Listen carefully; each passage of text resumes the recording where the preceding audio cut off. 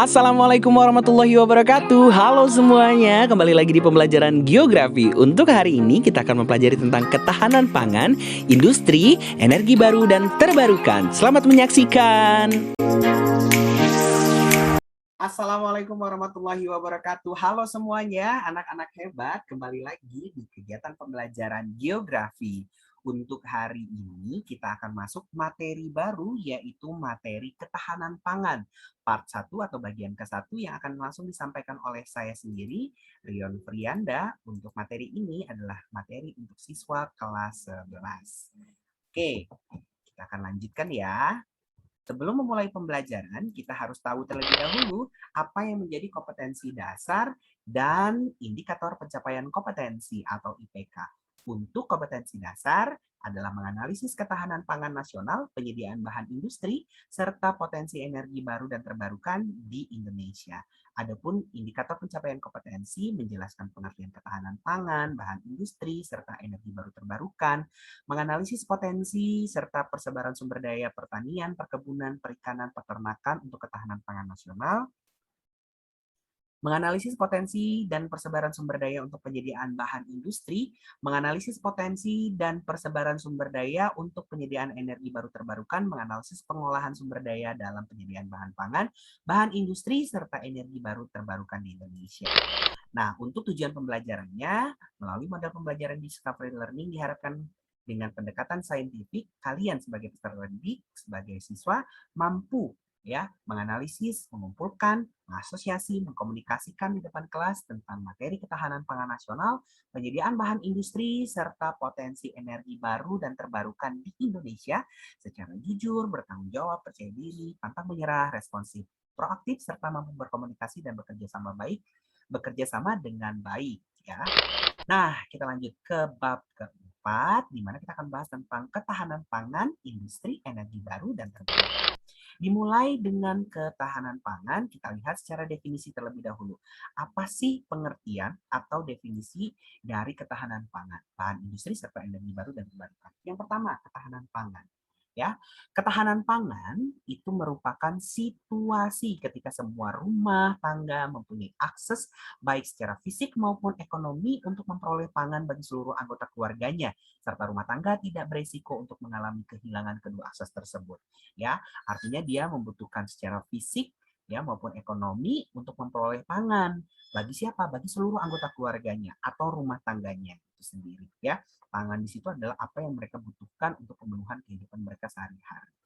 Oke, berikutnya Undang-Undang Republik Indonesia Nomor 18 Tahun 2012 tentang pangan mengamanatkan bahwasanya ketahanan pangan adalah kondisi terpenuhinya pangan bagi negara sampai dengan perseorangan yang tercermin dari tersedianya pangan yang cukup, baik jumlah maupun mutunya, aman, beragam, bergizi, merata, dan terjangkau, serta tidak bertentangan dengan agama, keyakinan, budaya masyarakat untuk dapat hidup sehat, aktif, dan produktif secara berkelanjutan.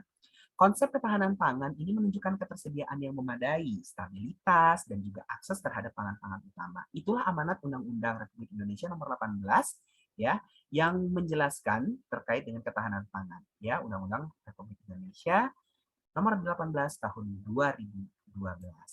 Oke, next. Terdapat 4 komponen yang harus dipenuhi untuk mencapai kondisi ketahanan pangan. Yang pertama adalah pangan itu harus kecukupan ketersediaannya. Pangan itu harus stabilitas ketersediaannya. Aksesibilitas keterjangkauan terhadap pangan harus mudah. Kualitas dan keamanan pangan juga harus baik. Maka 4 komponen ini harus terpenuhi agar kondisi ketahanan pangan di suatu negara itu bisa tercapai. Ya. Nah, berikutnya bahan industri. Kalau tadi adalah definisi tentang ketahanan pangan, kriteria ketahanan pangan, berikutnya adalah bahan industri. Apa sih bahan industri? Menurut Undang-Undang Republik Indonesia Nomor 3 Tahun 2014 tentang perindustrian, industri adalah seluruh bentuk kegiatan ekonomi yang mengolah bahan baku dan atau memanfaatkan sumber daya industri sehingga menghasilkan barang yang punya nilai tambah atau manfaat lebih tinggi, termasuk jasa industri itu sendiri.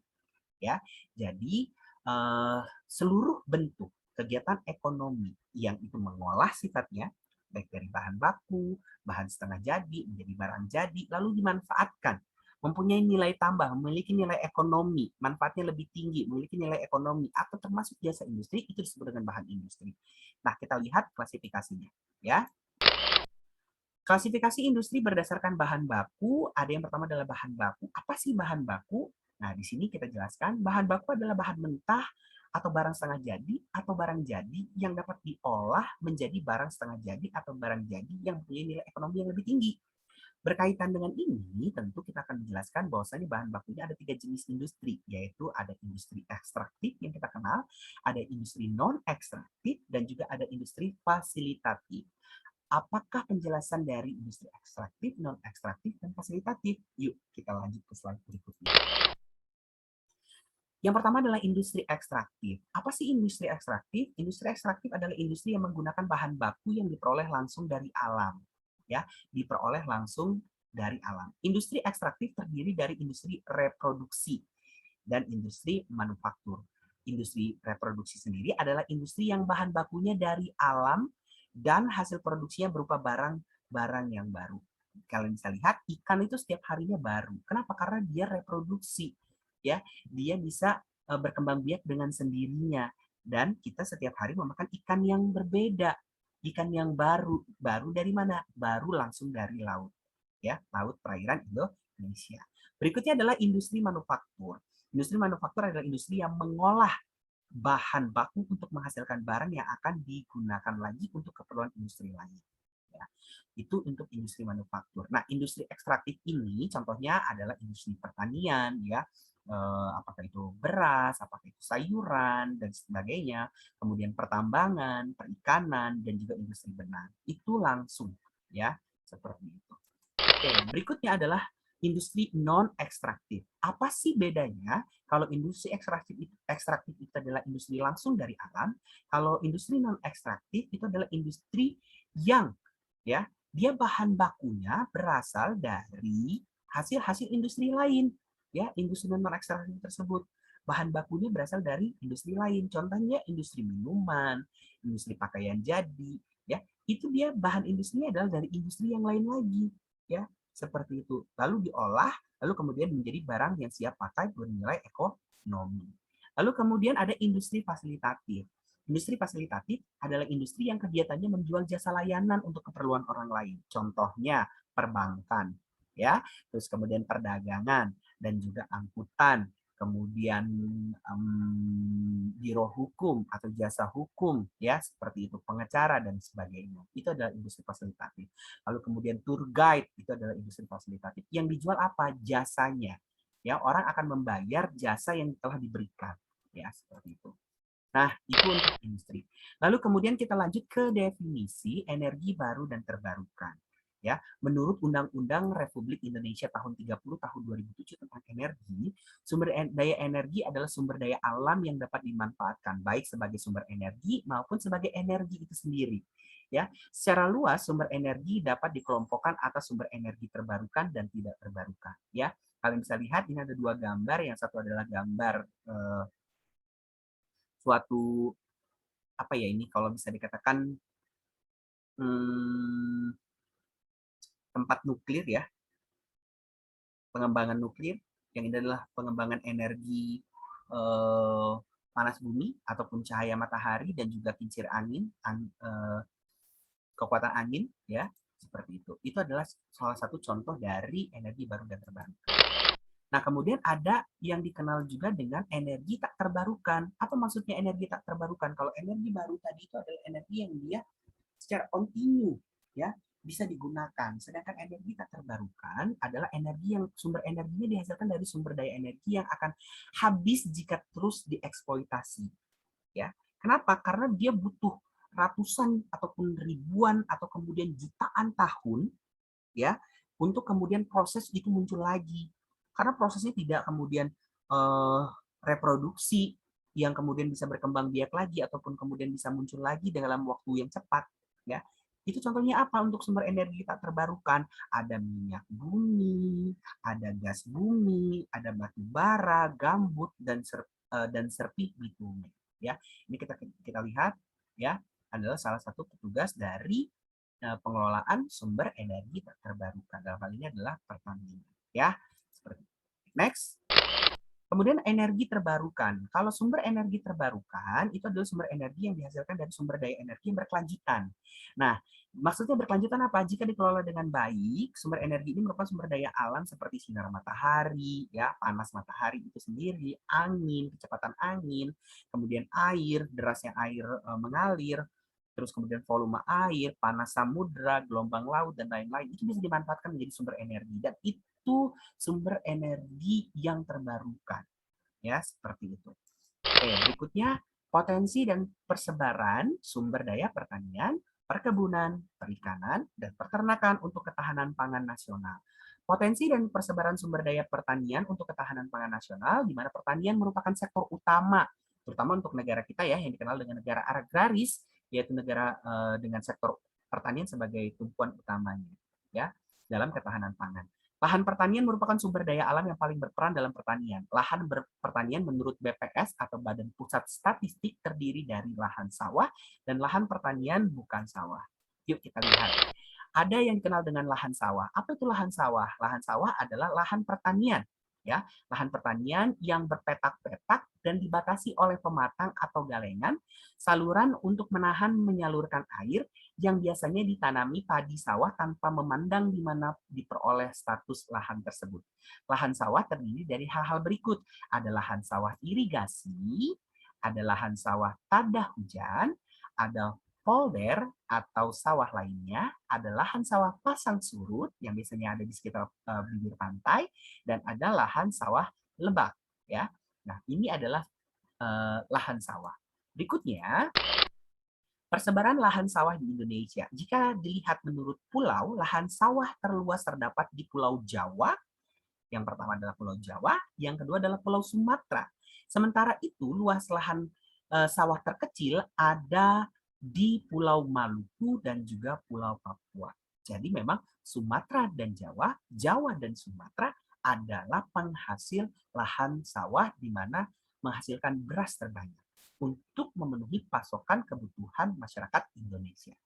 Ya, seperti itu.